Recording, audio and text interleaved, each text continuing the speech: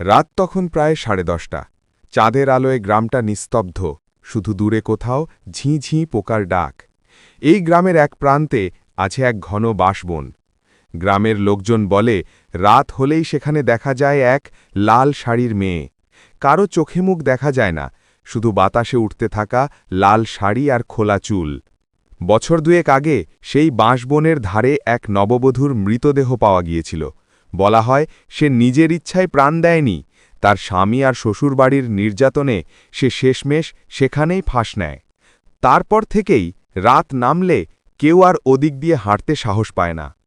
একদিন গ্রামেরই এক তরুণ রাহুল বন্ধুদের চ্যালেঞ্জে বাঁশবনে যায়, হাতে টর্চ, মনে ভয় কিন্তু মুখে দম্ভ। হঠাৎ বাতাস কেমন যেন থেমে যায়, বাঁশগুলো কাঁপা বন্ধ হয়ে যায়, টর্চের আলো হঠাৎ নিভে গেল। রাহুল দেখতে পেল সামনে দাঁড়িয়ে এক মেয়ে, লাল শাড়ি, খোলা চুল, কিন্তু মুখ নেই। সে স্থির হয়ে গেল, শরীর জমে গেল ভয়ে।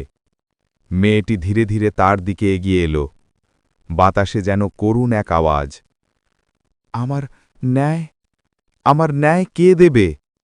রাহুল চিৎকার করে দৌড়ে বেরিয়ে আসে। পরদিন সকালে গ্রামের লোকজন তাকে অচেতন অবস্থায় রাস্তার পাশে পায়, চোখ খোলা, কিন্তু মুখে একটাই কথা, তার মুখ নেই। আজও গ্রামের কেউ রাতে বাঁশবনের পাশে যায় না, কারণ বলা হয় লাল শাড়ির মেয়েটি এখনও ন্যায়ের খোঁজে ঘোরে। রাহুলের ঘটনার পর গ্রামের সবাই আতঙ্কে দিন কাটাতে লাগল। কেউ রাতে বাঁশবনের পাশ দিয়ে যেত না। কিন্তু অদ্ভুত ব্যাপার হল, রাহুল বেঁচে গেল, তার আচরণ পুরো বদলে গেল। সে কথা বলত না, কারো দিকে তাকাত না, শুধু মাঝে মাঝে একটাই কথা বলত, ও এখনও আছে, ও ন্যায় চায়। গ্রামের পুরনো পণ্ডিত হরিমোহন কাকু বললেন, ওর আত্মা শান্তি পায়নি, ওর অন্যায়ভাবে মৃত্যু হয়েছিল, তার সত্য প্রকাশ করতে হবে। তারপর গ্রামের কয়েকজন সাহসী ছেলে মিলে সেই পুরনো ঘটনাটা খুঁজতে শুরু করল। জানা গেল সেই মেয়েটির নাম ছিল মাধবী।